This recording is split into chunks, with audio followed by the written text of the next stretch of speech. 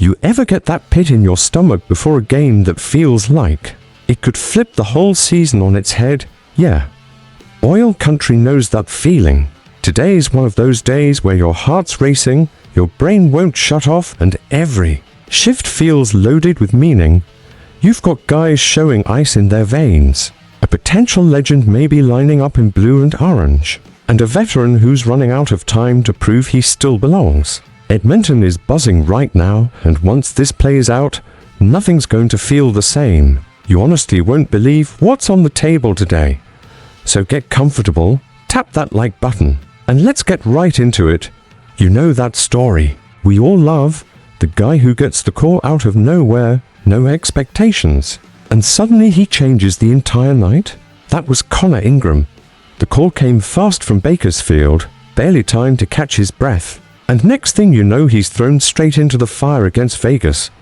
And here's the thing.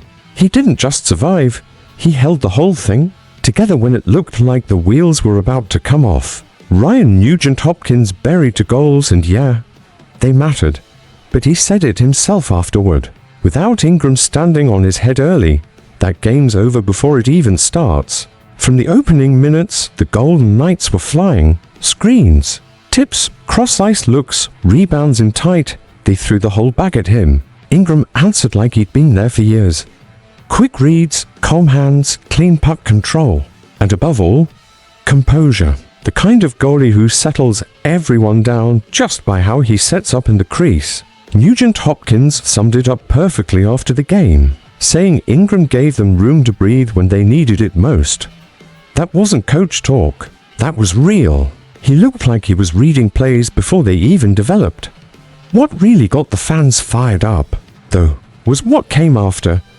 You could feel the team rally around him. Draisaitl digging back hard at the blue line, McDavid laying out to break. Up a pass, everyone pulling the rope the same way. That's a team that understands the moment. And let's be honest, with Tristan Jarry hurt and the goalie situation turning into a full-blown headache, the last thing this group needed was more doubt between the pipes. Ingram might not be a household name, but if he keeps this up, he'll be remembered as the guy who kept the dream alive when almost nobody was betting on him. And there's more to it. His puck handling fits the modern NHL perfectly. He moves it well, helps the breakout, keeps the Oilers from getting hemmed in their own zone. In the playoffs, those little details swing entire series. While most people were talking about Nuge's goals, the sharp-eyed fans knew the truth. The real story was the goalie who came out of nowhere and gave the whole room its confidence back. At a time like this, that's worth more than any stat line. But hang on, because what's coming next is even wilder. There's some serious smoke. Behind the scenes, the kind that can change the direction of a season. You know those rumors that sound crazy at first, then the more you think about them, the more they start to click? Yeah, that one. Marc-Andre Fleury's name is floating around Edmonton again, and the noise is getting louder. With Jarry out and decreasing chaos, the Oilers are officially in that phase where every wild idea suddenly becomes fair game. And if there's one goalie who knows how to live in the middle of chaos, it's Fleury. Let's call it what it is. The situation is rough. Picard and Ingram are battling, but the numbers aren't exactly calming anyone down. A save percentage south of .900 doesn't carry you through a playoff push. Every soft goal chips away at belief. That's where Fleury comes in. He's not just a goalie. He's stability, experience and presence, 3 Stanley Cups, a massive personality, and that energy that lights up a room the second he walks in. Some folks say he's done, but anyone who's seen him skating with the Wild lately knows he hasn't hung them up mentally. He's still moving, still sharp, still watching, almost like he's waiting for the right call. And tell me there's a more fitting moment than this. A loaded team, starving for leadership, with room for one last run. It feels straight out of a hockey movie.